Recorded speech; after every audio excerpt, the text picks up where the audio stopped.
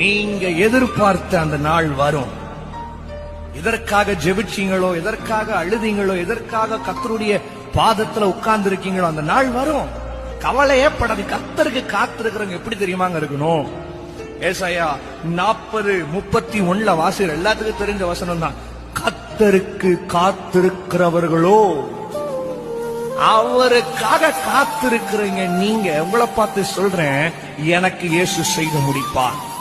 அந்த மாதிரி ஒரு உபத்திரவமான நேரம், ஒரு அழுகையின் நேரம், இல்ல ஒரு அவமானத்தின் நேரம், இல்ல நீ எதிர்பார்த்த காரியங்கள் நடக்காத நேரத்துல என்ன தெரியுமா சொல்லணும்?